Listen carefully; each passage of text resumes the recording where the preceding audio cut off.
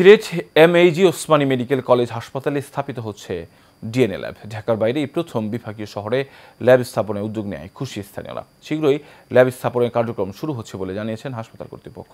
সিলেট থেকে আইজুর রহমানের রিপোর্টে বিস্তারিত জানাচ্ছেন সঞ্জিদা হক। দেশে সংঘটিত বিভিন্ন অপরাধের প্রকৃত রহস্য উদ্ঘাটনে ডিএনএ পরীক্ষার বিকল্প নেই।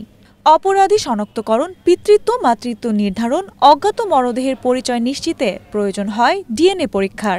রাজধানীর বাইরে সিলেটেই প্রথম এ ধরনের ল্যাব স্থাপন করা হলো।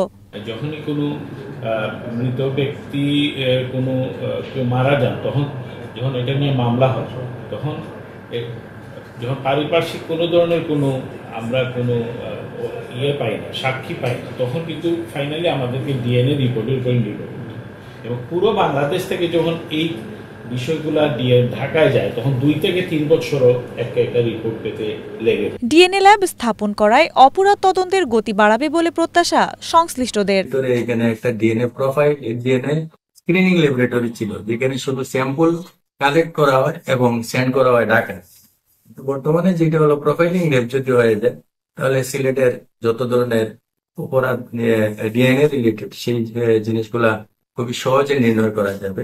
প্রাথমিকভাবে ল্যাবের স্থান নির্ধারণ এবং মন্ত্রণালয়ের অনুমোদন পাওয়া গেছে। বাংলাদেশে একটাই ল্যাব আছে ঢাকাতে, তার মানে সারা বাংলাদেশের আমরা স্যাম্পলগুলো ঢাকাতে পাঠাই, দীর্ঘসূত্রিত হয়।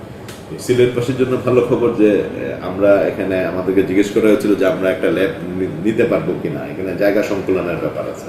তা আমরা জায়গা সংকুলন একটা ব্যবস্থা করেছি এবং সেই অনুযায়ী আমরা এখানে সমাজ কল্যাণের মাননীয় উপদেষ্টা ম্যাডাম আসছিলেন, উনি নিজেও সরজমিনে দেখে গেছেন। এছাড়া ওনার প্রতিনিধি 2টা ফেজে আসছে।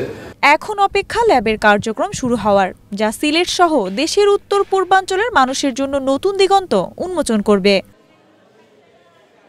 সঞ্জিদা হক, এশিয়ান টেলিভিশন।